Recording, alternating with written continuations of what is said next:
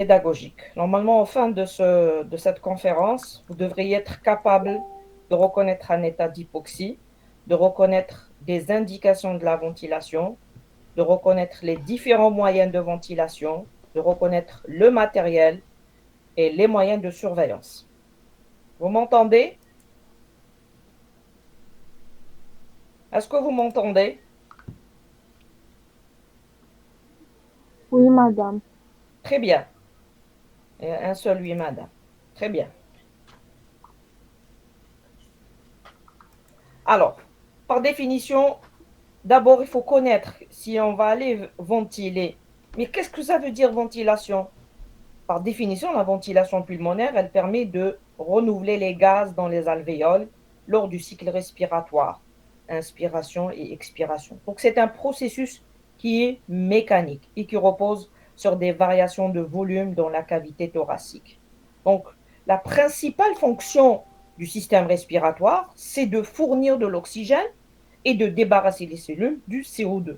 C'est ce qu'on appelle l'échange gazeux. Pour la consommation de l'oxygène VO2 d'un sujet normal éveillé, elle est de 300 millilitres par minute. Donc, on inspire, mais pas un demi-litre par minute. Et pour cela, il nous faut tout un appareil. C'est ce qu'on appelle l'appareil respiratoire. L'appareil respiratoire, il est fait de quoi? D'abord, des voies aériennes supérieures, qui sont la bouche, l'épiglotte, la trachée, les branches, les bronchioles et les alvéoles, qui permettent de faire entrer et la sortie de l'air dans les poumons. L'oxygène est ainsi transporté jusqu'aux alvéoles. On a aussi donc les voies respiratoires. On a le poumon qui est l'échangeur gazeux, ça se fait au niveau des alvéoles. L'échange se fait au niveau des alvéoles et bien sûr le transport de cet oxygène par le sang, par les globules rouges au niveau de différents organes pour permettre ainsi de les oxygéner. Donc au retour, le même processus se fera pour le sens inverse pour débarrasser l'organisme donc du CO2. Mais ça ne suffit pas. L'appareil respiratoire n'est pas que le poumon, n'est pas que les voies aériennes supérieures, n'est pas que le sang, mais est aussi une centrale, une commande centrale. Donc une commande centrale qui se fait au niveau du tronc cérébral. Alors, pour ventiler, pour respirer, on a besoin d'un appareil respiratoire qui est complet, qui est normal, à savoir un poumon, des voies aériennes supérieures, des échanges alvéolaires normaux, ainsi qu'une centrale cérébrale normale pour qu'il puisse avoir une ventilation normale. Donc là, vous allez, vous allez un petit peu réfléchir comment la ventilation puisse plus arriver, le dysfonctionnement de la ventilation peut arriver et on va aller vers une assistance respiratoire, savoir qu'on va débattre ensemble le bouche à bouche, le bouche à nez et la ventilation au masque. Donc, une de ces fonctions va être ainsi empiétée, que ce soit les voies supérieures, que ce soit le poumon, que ce soit un traumatisme ou bien même un traumatisme crânien, donc une atteinte cérébrale centrale. Donc, pour cela, la détresse respiratoire aiguë apparaît comme étant lorsque l'appareil respiratoire devient incapable d'assurer un apport suffisant en oxygène aux cellules, qui est l'hypoxie, la survenue d'une hypoxie, et d'éliminer du CO2 et la survenue d'hypercapnie. Donc, toute atteinte d'une commande centrale, à savoir un traumatisme crânien, l'overdose, alcoolisme, l'éthylisme, l'AVC, la méningite, les intoxications médicamenteuses peuvent altérer et donner ainsi une détresse respiratoire aiguë. Toute atteinte de la transmission nerveuse, à savoir traumatisme cervical, les anesthésiques locaux, les poliomyélites, peuvent donner ainsi une détresse respiratoire aiguë. Toute atteinte des voies aériennes supérieures, corps étranger, chute de la langue en arrière, spasmes glottiques, les vomissements, peuvent donner une détresse respiratoire aiguë. Toute atteinte de la cage thoracique, suffose, traumatisme thoracique, peuvent donner une détresse respiratoire aiguë. Toute atteinte des muscles respiratoires, donc imaginez-vous, il y a aussi une atteinte, une détresse respiratoire, survenue de détresse respiratoire aiguë. Toute atteinte du poumon et de la plèvre peuvent donner ainsi une détresse respiratoire aiguë.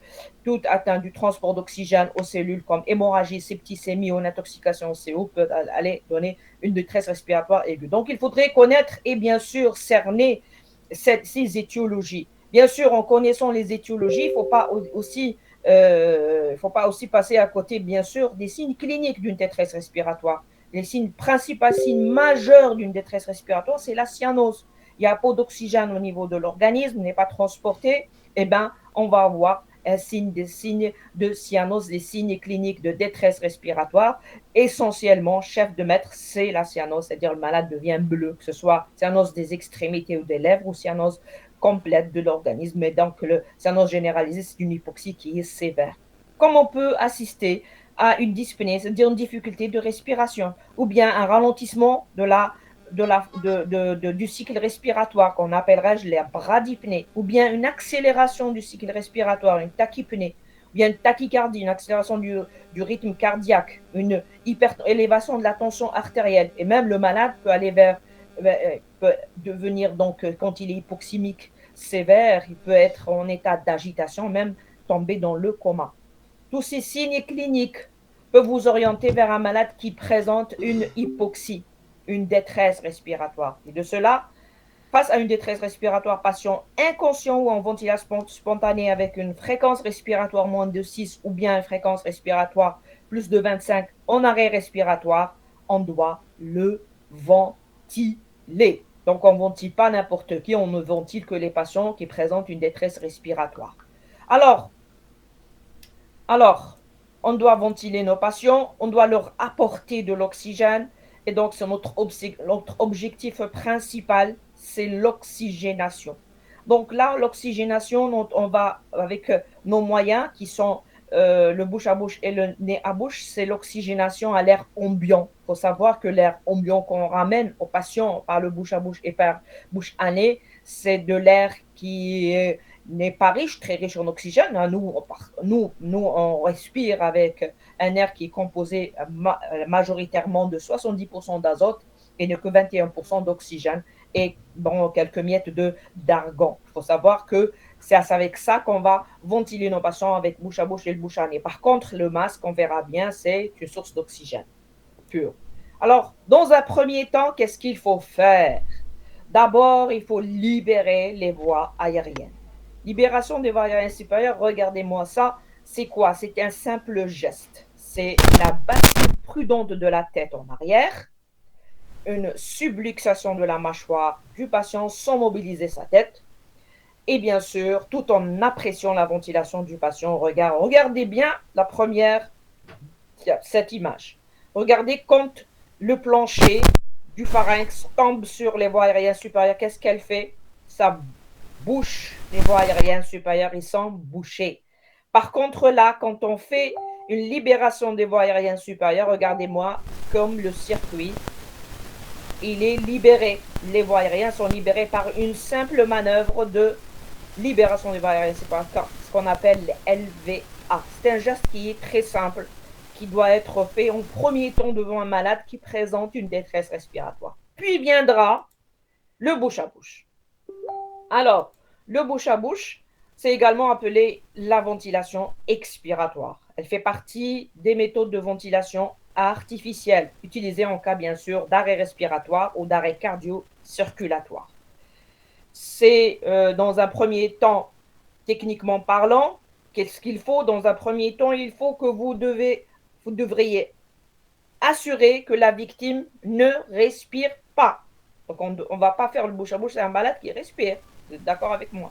S'assurer que les voies respiratoires de la victime sont libres de toute obstruction, telle que la nourriture ou d'autres objets. C'est-à-dire, il faudrait faire rentrer votre doigt pour libérer qu'est-ce qu'il y a dans la bouche comme nourriture. Se positionner à la tête de la victime et lever le menton pour ouvrir les voies aériennes supérieures. C'est ce que je viens de parler de la LVA. Ensuite, vous placez un chiffon et une gaze sur la bouche et le nez du patient pour créer une forme de scellement. C'est vrai que c'est désagréable de faire le bouche à bouche directement. Donc là, avec les moyens, on peut mettre une compresse, bien un mouchoir. Et ça va jouer forme de scellement. On va voir plus loin quels sont d'autres moyens maintenant actuellement disponibles. Prendre une profonde inspiration, donc l'opérateur prendra une profonde inspiration et presser fermement les lèvres contre celles de la victime, assurant ainsi un contact étroit. L'air est ensuite expiré dans la bouche de la victime, donc l'air de l'examinateur ou l'air de l'intervenant va être, donc on va expirer dans la bouche de la victime, créant ainsi une pression qui dilate les poumons et leur permet de ventiler. Alors, l'étanchéité doit être assurée. Regardez, le premier geste est d'abord libération des voies aériennes supérieures, puis on pince les narines, on ouvre la bouche du malade et on insuffle. Donc, on insuffle à l'intérieur du poumon du patient tout en ayant le regard sur son thorax pour vérifier est-ce que notre ventilation était efficace ou pas. Donc, l'insufflation de l'air doit être de 400 à 600 millilitres, c'est-à-dire pas une insufflation dans un ballon. L'insufflation importante, c'est juste 400 cc. Quelques insufflations à 1,5 à 2 secondes. Contrôler la sortie de l'air, il faudrait assurer bien sûr l'étanchéité. Il ne faut pas qu'il y ait de fuite. Et l'insufflation chez l'adulte, elle est de 12 à 20 insufflations par minute. Alors, il y a des précautions et des risques. Bien sûr, le risque de transmission infectieuse, bien sûr, des voies aériennes supérieures, les risques de transmission, donc les virus et autres. Actuellement, il y a une disposition à l'utilisation des dispositifs barrières, à savoir tels que les masques spéciaux, des masques spéciaux, des dispositifs de ventilation de bouche à bouche artificiels et qui empêchent tout contact direct avec la bouche de la victime, m'est arrivé à ventiler le bouche à bouche à masque. Quand on a un masque et on n'a pas de source d'oxygène. Ou bien, tout simplement, mettre une compresse et ventiler. Alors, les limites, un traumatisme facial. Un malade qui présente vraiment ne peut pas lui faire le bouche à bouche. Un saignement au niveau de la bouche, des vomissements. Et bien sûr, ses limites, c'est qu'elle ne peut être inefficace. On peut ne pas, bien sûr, pouvoir ventiler correctement notre patient par le bouche à bouche, peut ne pas régler le problème de sa détresse. Deuxième technique,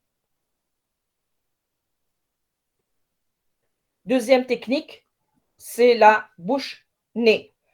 La bouche-nez, c'est une technique qui consiste à insuffler de l'air dans le nez de la victime sans matériel. C'est aussi quand on a des fracas au niveau de la face, elle est utile.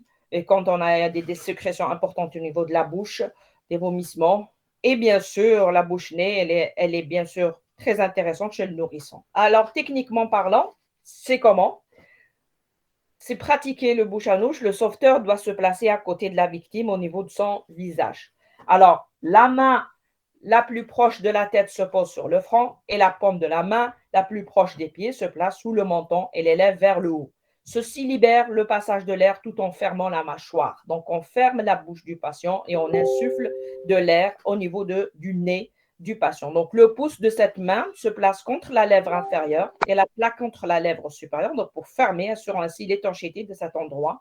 Donc, le sauveteur applique sa bouche largement ouverte autour du nez de la victime afin de l'englober totalement. Ceci assure ainsi l'étanchéité. Le reste de la technique, il est similaire au bouche à bouche. Voici bien sûr soulèvement de menton, on ferme bien la bouche.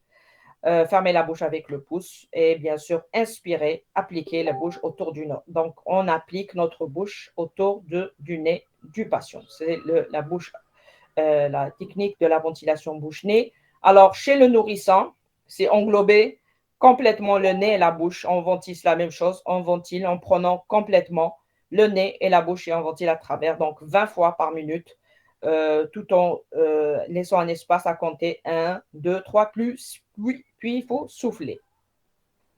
Donc, l'enfant, le nourrisson, il met sur le dos, la tête en arrière, soulever le menton, plaquer sa bouche autour du nez et la bouche, ensuite insuffler. Tout en gardant l'œil sur le thorax, est-ce que ça soulève ou pas. La ventilation au masque. C'est la ventilation la plus efficace. Bien sûr, il y a une ventilation encore plus efficace, encore meilleure, c'est l'intubation. C'est quand on met un tuyau dans le niveau des voies aériennes supérieures au niveau de la trachée. Mais quand même, c'est des moyens qui peuvent un petit peu gagner du temps en matière d'apnée, en matière d'arrêt respiratoire, en attendant d'avoir le matériel adéquat. Donc, la ventilation au masque, c'est aussi, elle est intéressante et très importante à connaître et à maîtriser. Donc, la ventilation au masque, ou appelée encore le bag mask ventilation en anglais, c'est la pierre angulante donc, du management des voies aériennes. Alors, la ventilation par masque est la méthode standard pour fournir rapidement une ventilation de secours aux patients présentant une apnée, une insuffisance ventilatoire sévère. Alors, c'est une ventilation d'urgence en cas d'apnée, en cas d'arrêt respiratoire. C'est la principale indication. Comme elle peut être utilisée comme préventilation ou oxygénation en ventilation provisoire ou oxygénation pendant des tentatives d'établissement de maintien des voies respiratoires artificielles définitives, c'est-à-dire une technique qui peut se faire avant une intubation. Alors, comment se fait? Quel est l'équipement? Quels sont donc les moyens nécessaires pour effectuer une ventilation au masque? Il faudrait bien sûr du matériel, pas comme le bouche à bouche, le bouche à nez. Il n'y avait pas de nécessité d'avoir du matériel, mais pour la ventilation au masque, il faudrait avoir du matériel. Essentiellement, le matériel commencera d'abord par un masque. Donc, il faudrait avoir un, un masque. Alors, le masque facial, dont la forme est dite anatomique, est composé de 3 parties.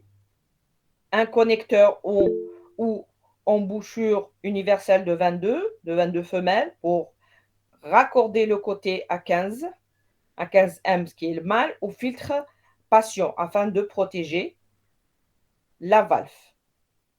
Alors, une coque sous la forme interne doit permettre de loger la bouche et le nez sans risque de blesser le patient. Un bourrelet gonflé également dénommé coussinet ou une collerette, aussi appelée lèvre. Donc là, c'est le masque à collerette et masque à bourrelet. Le bourrelet peut être doté d'une valve, la valve, pour moduler son volume afin d'adapter le masque au visage et contribuer à une meilleure étanchéité. Un ballonnet doté de propriétés collantes annoncées comme améliorer l'étanchéité semble être la dernière nouveauté à rester à évaluer. Ceci dit, les masques doivent être le plus transparents possible pour voir pour visualiser l'apparition de corps étrangers, de sang, de vomissements. Vérifier l'efficacité de la ventilation par la présence de buée sur le masque à l'expiration. Vérifier la coloration des lèvres. Vérifier le positionnement de la canule oropharyngée. Ceci dit, en mettant en place le masque. Donc, les caractéristiques d'un masque idéal, c'est des masques qui doivent être adaptés à la morphologie du patient, c'est-à-dire des différentes tailles.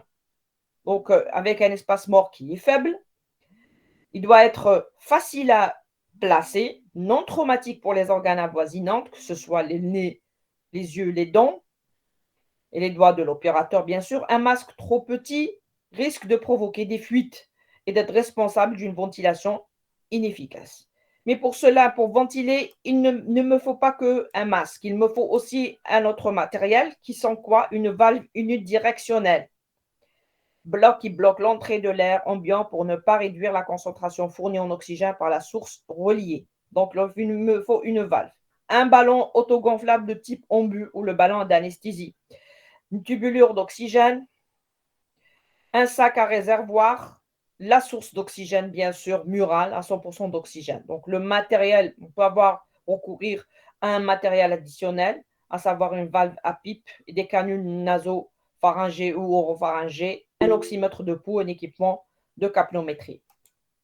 Donc, dans la ventilation au masque, une poche autogonflable qui est sac de réanimation est fixée à une valve de non-recirculation, puis à un masque facial qui s'adapte au tissu mou du visage. Donc, l'extrémité opposée du sac est reliée à une source d'oxygène et habituellement un sac réservoir. Donc, le masque est maintenu manuellement contre le visage et la compression du sac permet de ventiler le patient par le nez et la bouche. Alors, techniquement parlant, on a la technique, comment on prend le masque? On a la technique à une main ou la technique à 2 mains. Premièrement, la technique à une main, qui est la plus couramment utilisée. Donc, elle fait appel aux 5 doigts de la main. Le pouce et l'index sont positionnés sur le corps du masque en forme de C.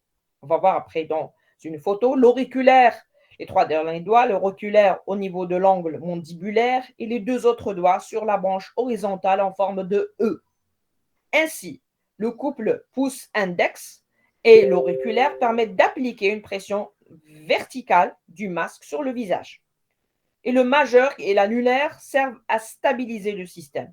Ils doivent prendre appui sur la partie osseuse de la mandibule et non sur l'espace prémandibulaire pour ne pas déplacer la base de la langue vers la paroi pharyngo-pharyngée postérieure. Cela peut compromettre la liberté des voies aériennes et conduire à une ventilation qui peut être difficile.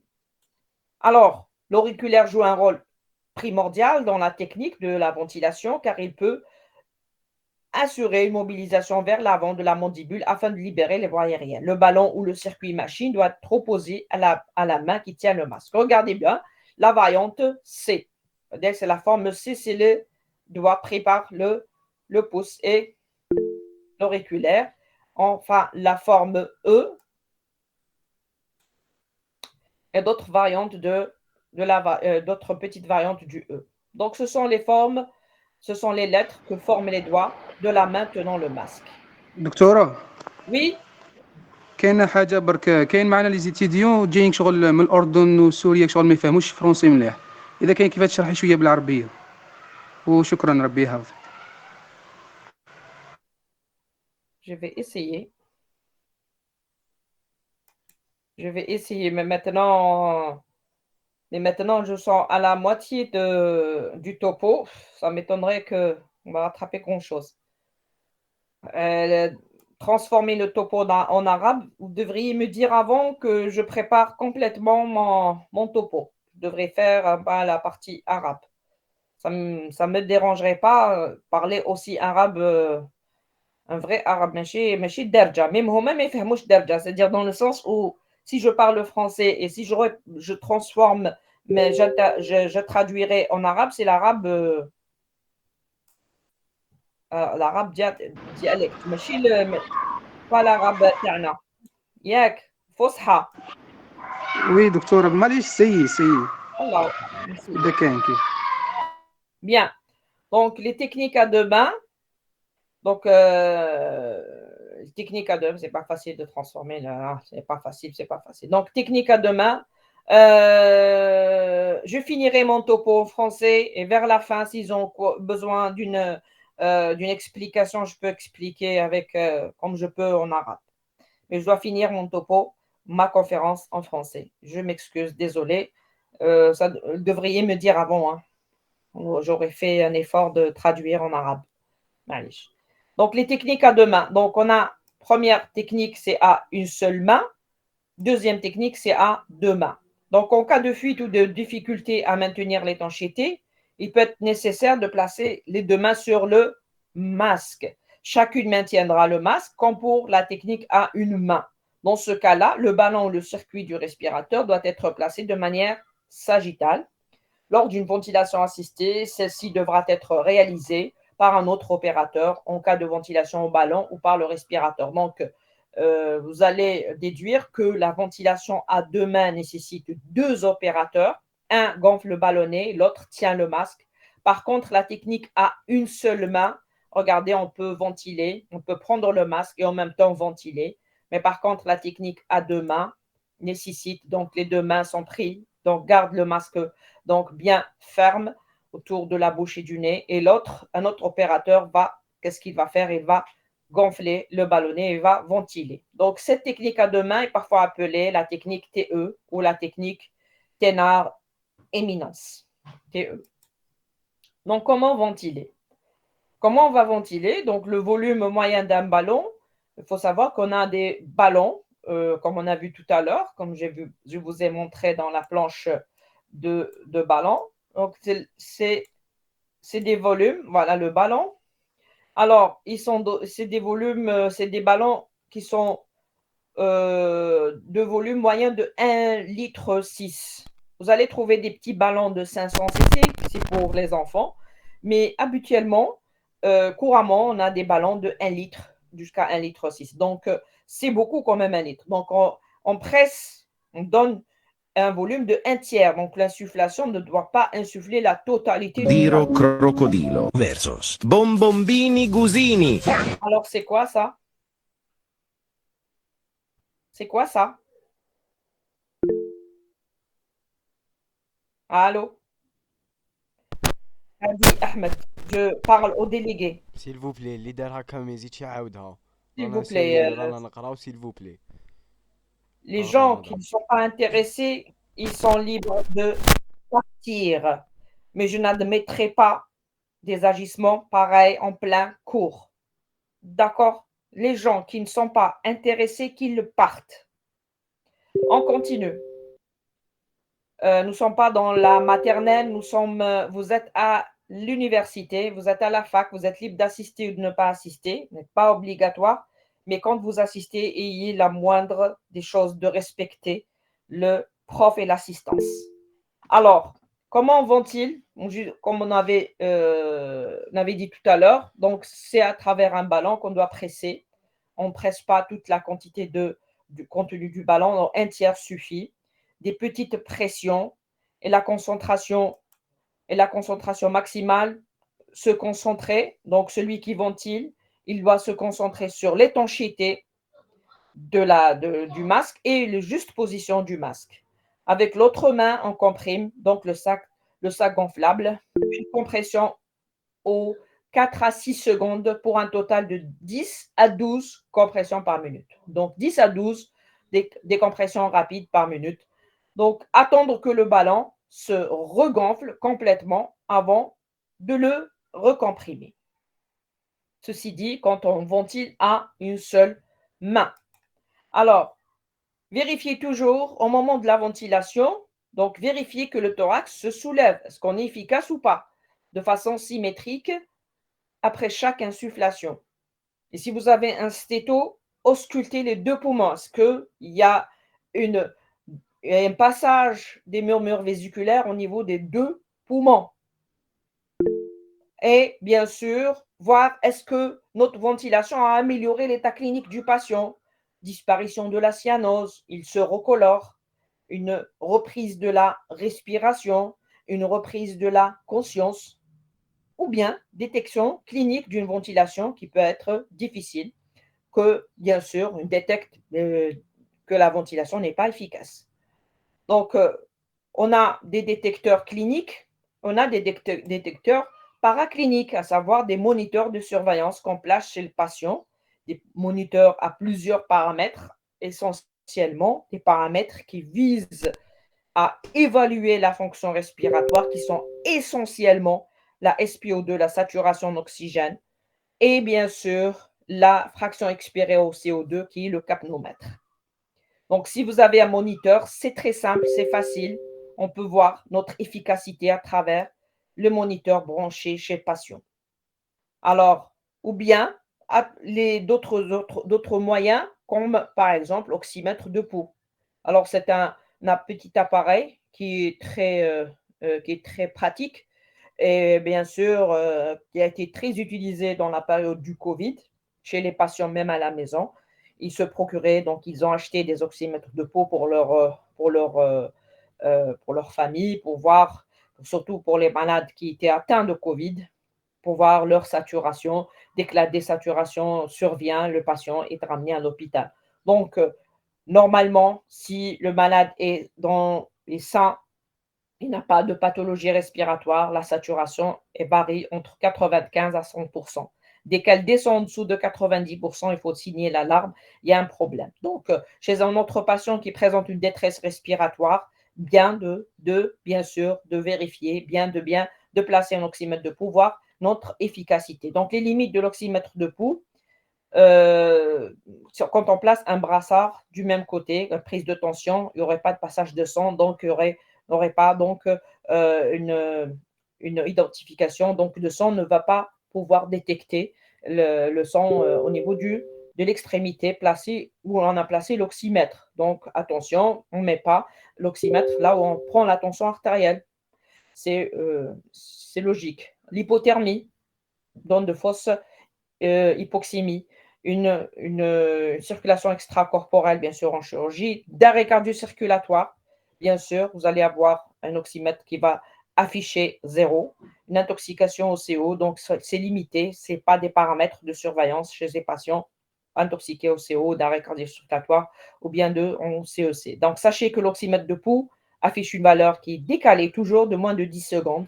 Par conséquent, si le patient s'annonce brutalement, l'oxymètre affichera une valeur qui est faussement rassurante, qui était là de 10 secondes. Donc, toujours un retard de 10 secondes. Donc, si vous ventilez votre patient et vous prenez votre oxymètre de pouls, il faut attendre 10 secondes pour avoir la bonne ventilation, l'efficacité de votre ventilation. Ce qui s'affiche c'est des 10 secondes avant. Deuxième appareil pour détecter qu'on est efficace ou pas sur le plan ventilatoire, c'est le capnomètre. Il faut commencer à connaître ces appareils. Et pourquoi je vous le dis? Parce que bon, c'est votre ère de technologie. Quand vous avez des téléphones super technologiques très avancées, on a aussi des appareils médical, détecteurs de médicaux qui sont très avancés, très en avant, comme ces appareils qui peuvent détecter l'hypoxie ou la normalisation de la respiration, comme par exemple le capnomètre qui correspond à la mesure de la fraction expirée de CO2. C'est un gaz expiré à la CO2 qui permet de le détecter. Donc, sa normale est de 35 à 40 mm de mercure quand c'est normal, et quand ça baisse de moins de 32 à jusqu'à 30, le malade signe une hypoxie. Donc, si on veut vérifier qu'on a bien fait, que notre ventilation a été correcte, la capno redeviendra dans les chiffres normaux. Ceci dit, c'est des appareils actuellement qui sont à la portée de tout le monde. Donc, je parle surtout de l'oxymètre de pouls, le premier. Le capnomètre, ce capnomètre non invasif, c'est des monitorages non invasifs, c'est ce capno qui est minuscule. Alors, il n'est pas encore commercialisé en Algérie, mais l'oxymètre, il est disponible dans notre pays. Alors, ce sont les moyens de détecteur de voir notre efficacité, bien sûr, après avoir vérifié sur le plan clinique. Maintenant, il reste un point qui est bien de vous signaler, c'est les personnes qui sont édentées. Alors, chez les personnes qui n'ont pas de dents édentées, donc cette technique peut montrer des limites. Donc, la ventilation au masque deviendra difficile. Donc, il est proposé chez ces personnes de pratiquer le lower lip placement, à savoir de placer le masque sous la lèvre inférieure, c'est-à-dire ne pas placer le masque au niveau du menton, donc, et non sur le mandibule, non sur le menton. Donc, c'est sous la lèvre inférieure, et cette technique semble pouvoir réduire la fuite de 95%. Alors, il y a des signes prédictifs d'une ventilation au masque difficile qu'il faudrait bien les connaître. Bien sûr, une fois qu'on a bien détecté ces signes prévisibles d'une ventilation au masque difficile, donc là, on va prévenir qu'en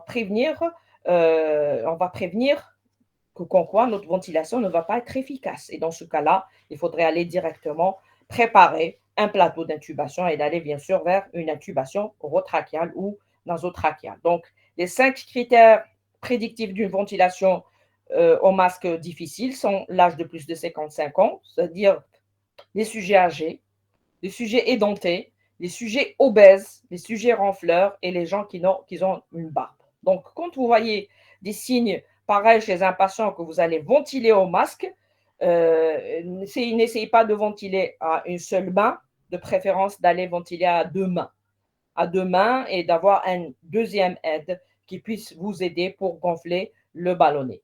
Donc, c'est ça en fait. La médecine, c'est de prévoir.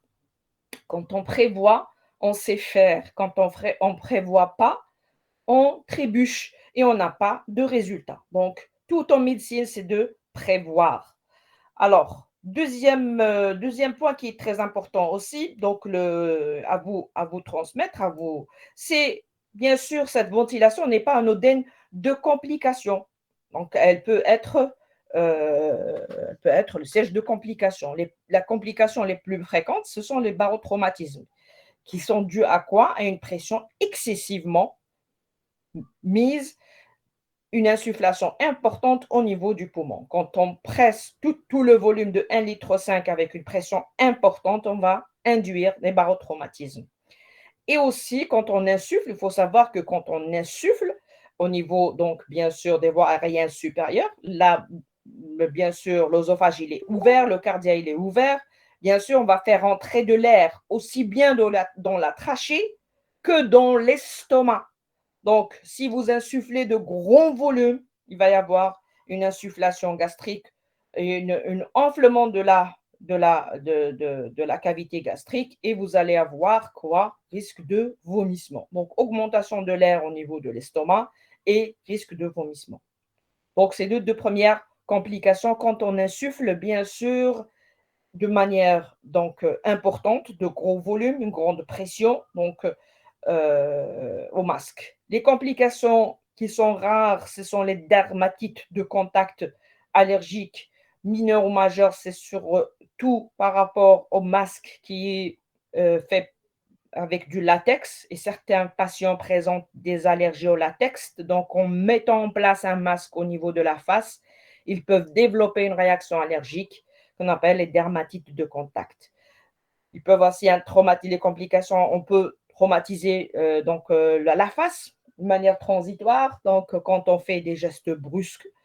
Un traumatisme nerveux quand on comprime au niveau du maxillaire inférieur avec nos doigts, on peut bien sûr traumatiser le nerf trijumeau et donner ainsi une neuropathie. Traumatisme oculaire quand on insuffle de gros volumes, les yeux ouverts, l'air peut traumatiser. Donc l'oxygène qu'on va donner va traumatiser ainsi la cornée. La cornée et de là va donner bien sûr une irritation oculaire et même peut donner donc une kératite. Donc attention à la ventilation, au masque yeux ouverts. Donc fermez les yeux de votre patient et ventilez surtout en donnant de l'oxygène. Et la ventilation, une ventilation impossible, bien sûr, un arrêt cardiaque secondaire suite à une ventilation impossible. Quand, par exemple, on essaie de ventiler au masque et bien sûr, la ventilation n'est pas possible et non pas de résultat, c'est-à-dire que le malade complique, le malade va faire son arrêt cardio-circulatoire suite à une hypoxie sévère. Ceci dit, les complications sont très importantes à les rechercher, les éviter. Donc, pas beaucoup de pression au volume, donc insufflé, ok? Masque légèrement mis, pas de compression au niveau du maxillaire inférieur. Donc, vos doigts, il faudrait qu'ils soient souples, mis de manière très fine sur le visage de votre patient. Alors, la canule de Guédel va aider aussi, la mise en place d'une canule de Guédel va permettre aussi de mieux ventiler votre patient.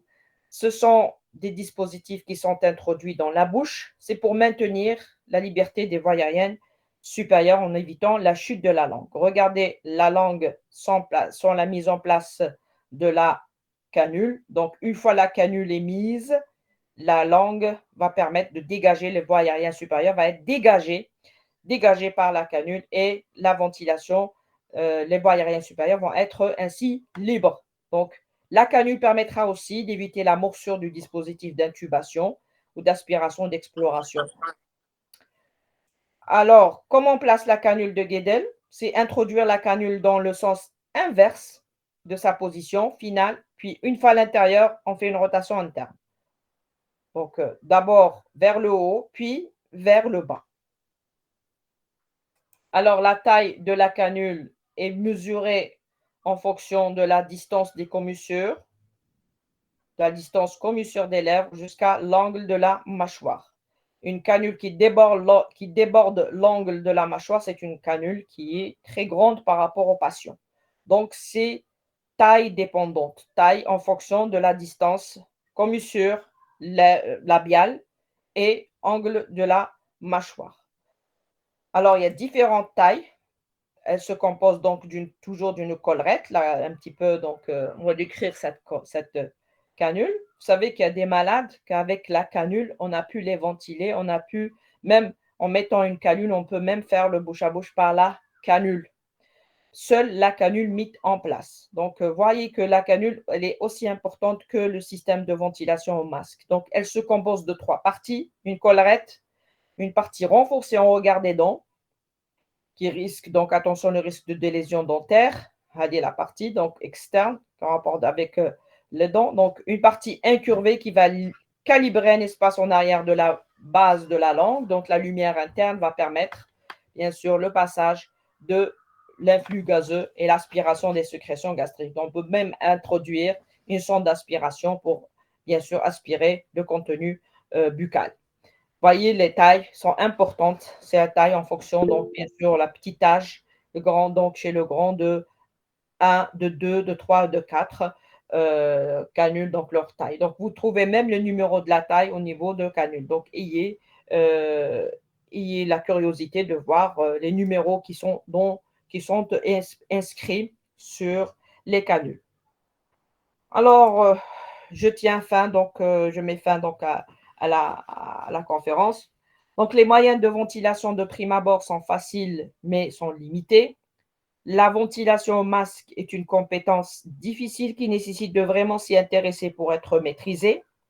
La traditionnelle technique CE ne permet pas toujours de se sortir de toutes les situations. Pour cela, la technique TE, technique à deux mains, est toute indiquée avec deux opérateurs. L'utilisation du capnométrie est obligatoire pour juger de la bonne étanchéité de la ventilation et il faut délivrer les ventilations à une fréquence de 10 par minute en pressant un tiers maximum du volume du ballon. Voilà, je vous remercie. Des questions?